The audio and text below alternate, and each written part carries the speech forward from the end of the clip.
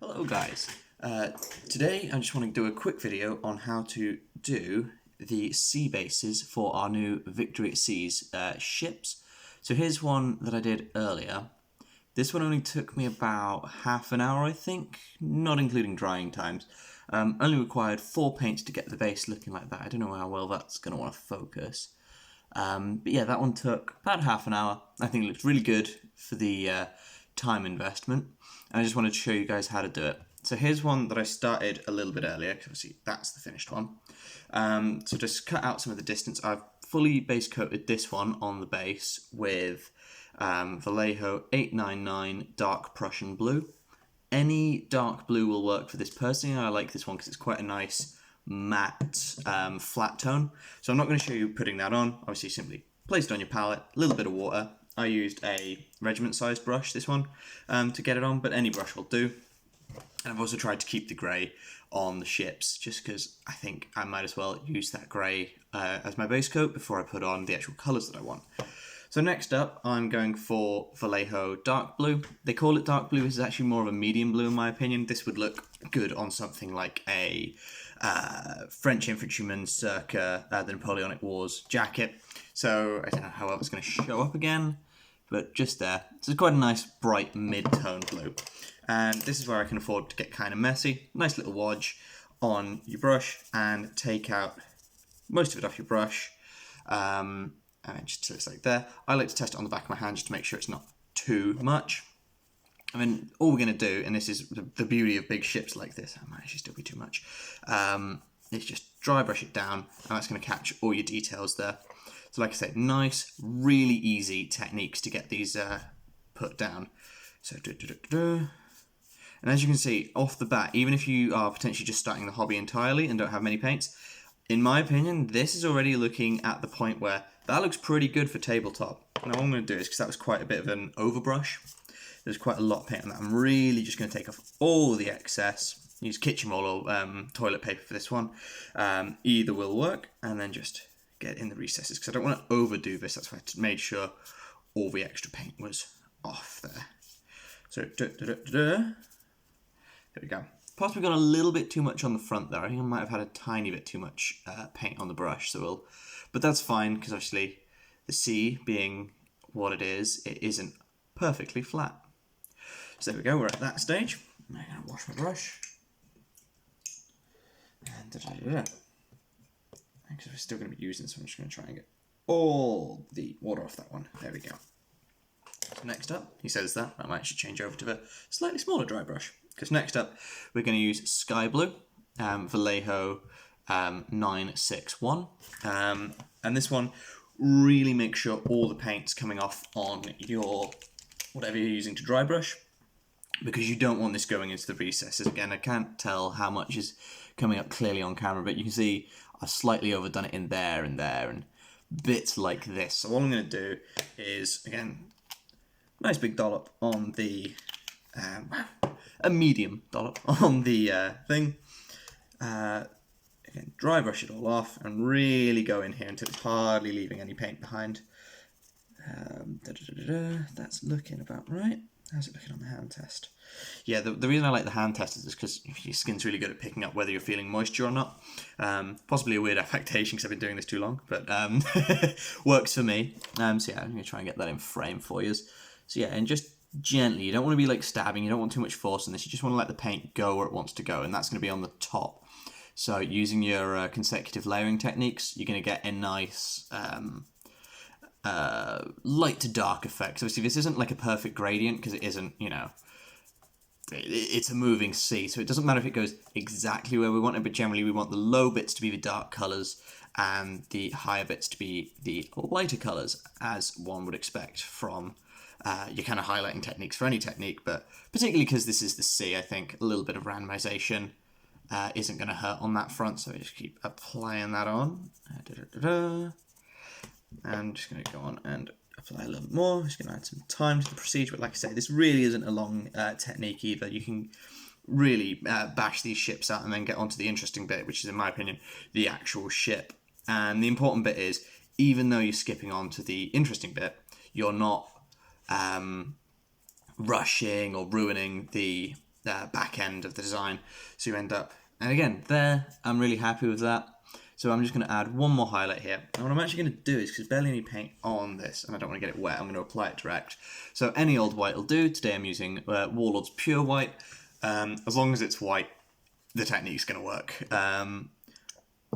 And really, just same as last time, absolutely take as much of this paint off as possible. You really, really don't want much on your brush as this is happening.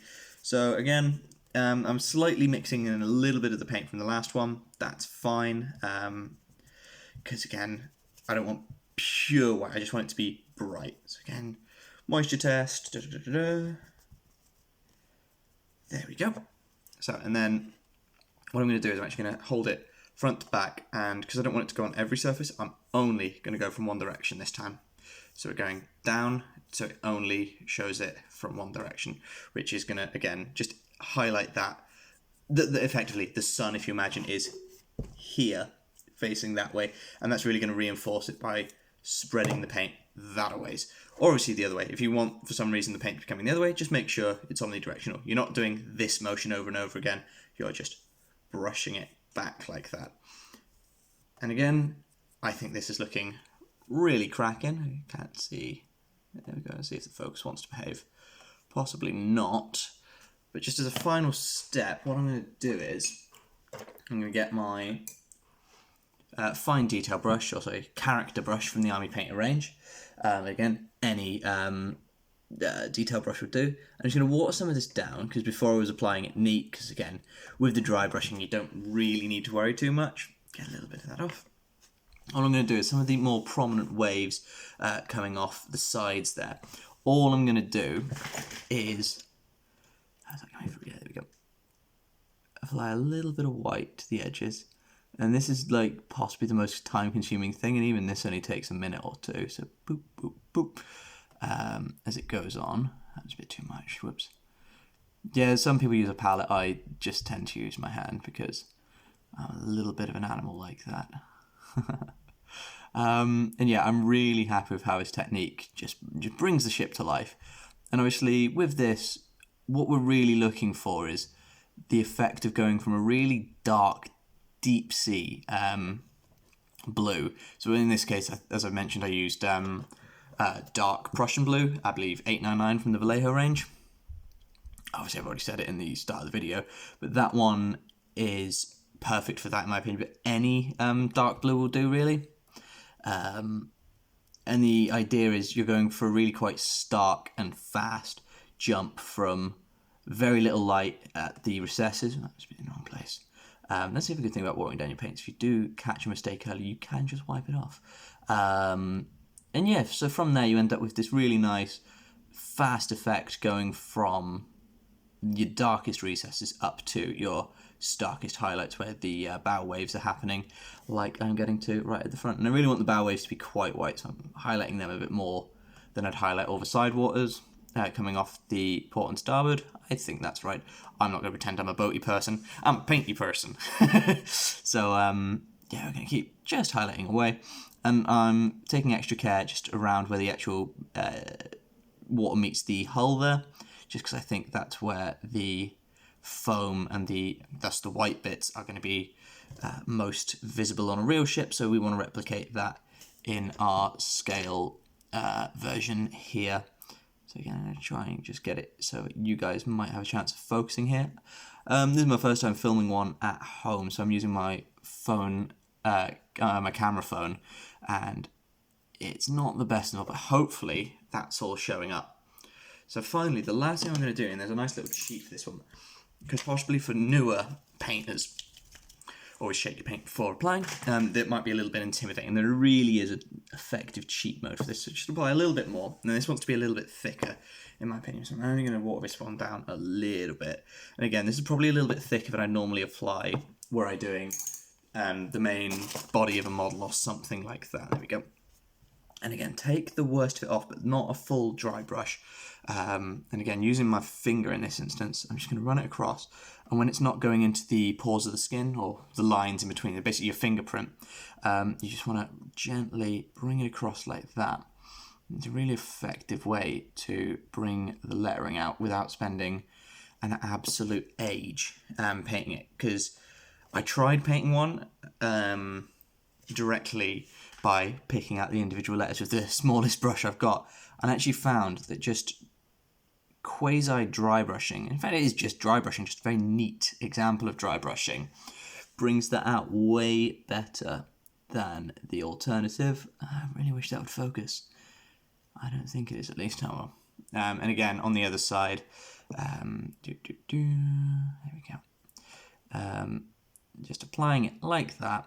And again, if it's not going on fully at first, just give it a second. So do one side and then give the other side a little bit of attention. Northampton class cruiser, believe named for one of the American presidents' hometowns, or at least where he was born. I can't remember which president. I googled it this morning. It's gone out of my head since. I've done a day's work since then. So yeah, all it takes is that, and then what could have been an hour of fiddly, awkward work to make it say USS Northampton 1942 on the side has now been cut down to a minute job. So there we go. In my opinion, there you go, side by side. Two ships. Looking pretty good in my opinion. I might actually bring the white out a little bit more on that one because he's a little bit starker. But anyway, you get the core idea of what I'm going for here. Only takes about 10 minutes per ship, not including drying time for the first blue layer. I hope you guys found that helpful, and have a nice day.